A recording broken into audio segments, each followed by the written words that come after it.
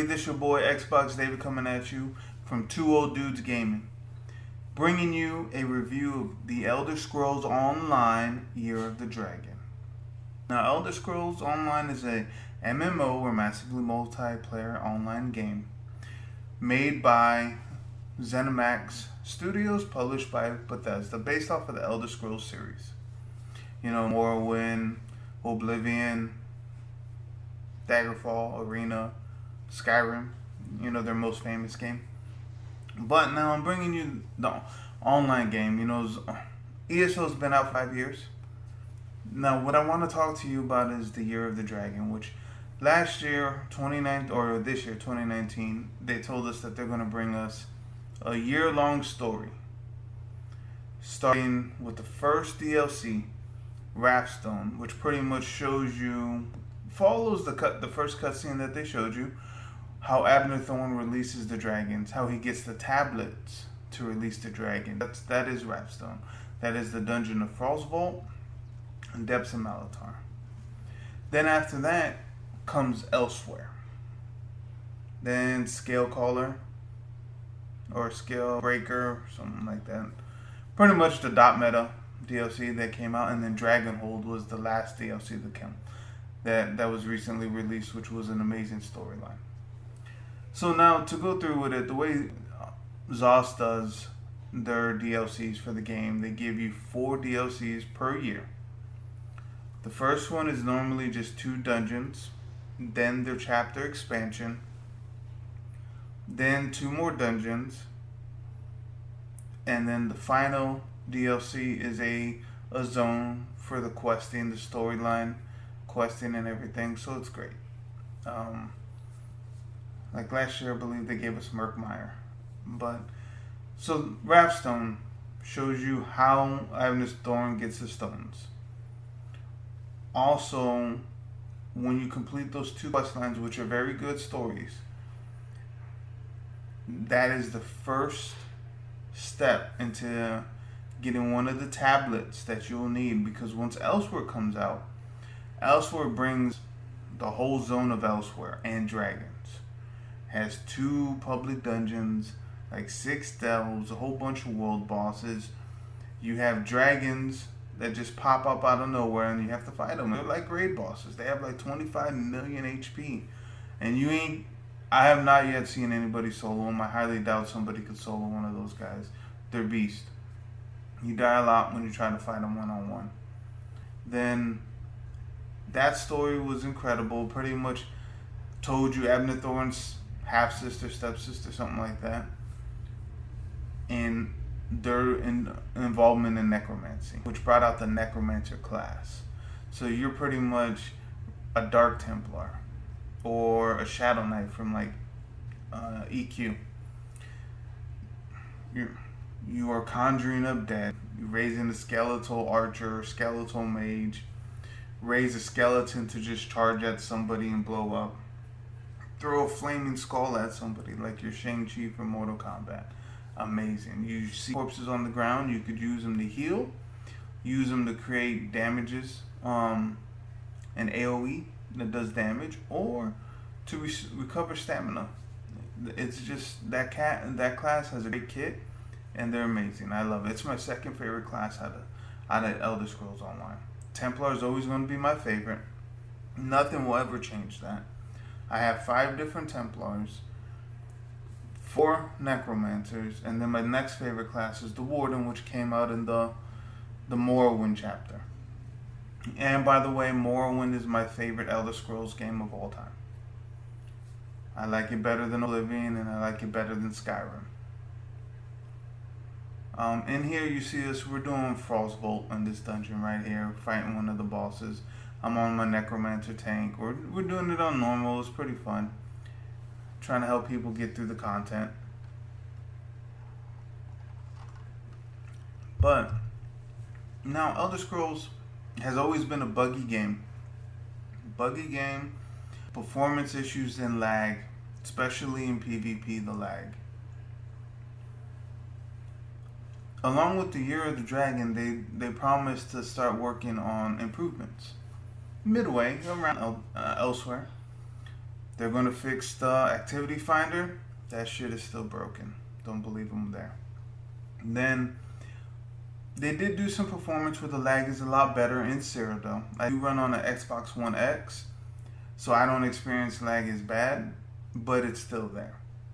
It's not as bad as it used to be, dropping to single frames, and you could barely move once yellow, blue, and red got in the mix in the keep. But that is nice that they're finally trying to fix the performance, but it's always going to be buggy. Always will be. And the game's 5 years old, going on 6. It's in the makeup.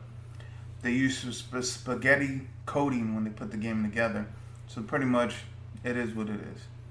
They can patch it as best as they can, increase the server capacity as best as they can, but it's still going to be in the game. Now, the next DLC, they brought us Moon, Grafang, and Layers of Martelok. That DLC was great, but it also had a lot of issues to it because it overpowered dots. Dots were broken. They completely trashed PvP. Nobody wanted a PvP unless you were a Templar. That was the rise of the Magplar, because Templars could cleanse up to 5. Necros they have a cleanse of their own up to 2. I think maybe a little bit more on another morph. Not sure. But unless you're running them, a Templar or Necro, good luck. I mean, you could run Purge, but it's so costly that not a lot of people wanted to run it. So everybody just built for dots. You dotted somebody up, and you watch them die. Dot them up, do a little bit of pressure, and they'll die. Because it was just ridiculous. And it kind of broke the game, and a lot of people didn't like PvP. It made PvE DPS skyrocket. They're pulling over 100k DPS on Parses. So it was just overpowered. Then they try to patch it and nerf it. And a lot of people didn't like that either. Now dots are a little bit weaker, well, quite a bit weaker than what they were in Scalecaller or Scalebreaker, whatever that DLC patch was called. But the Dragon Knights, since they are a dot-based class, their class dots do more damage.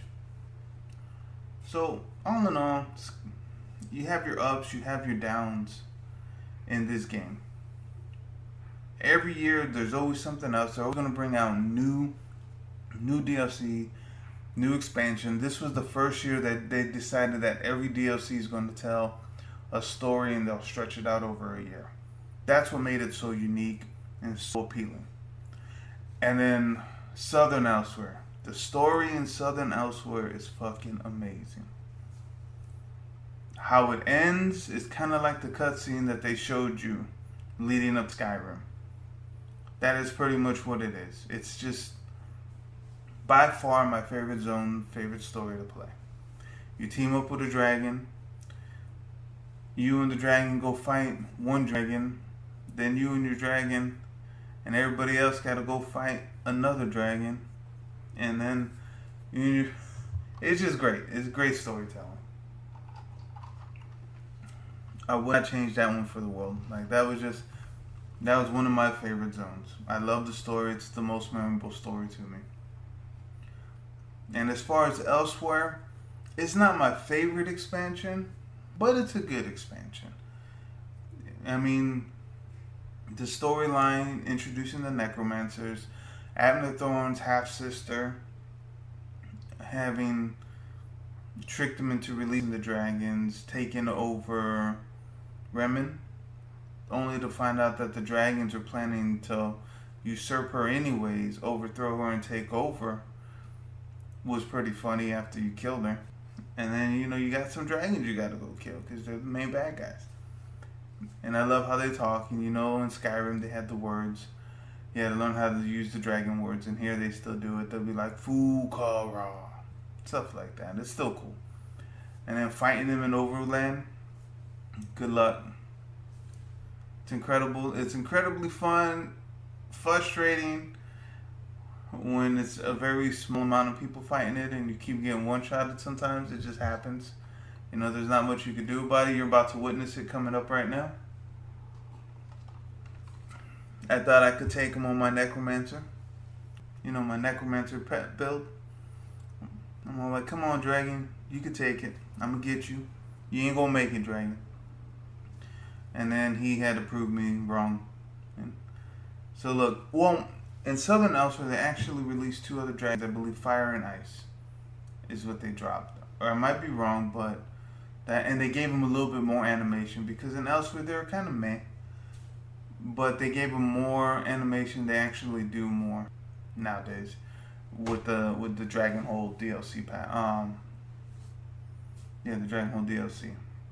And let's talk about the trial, Sunspire.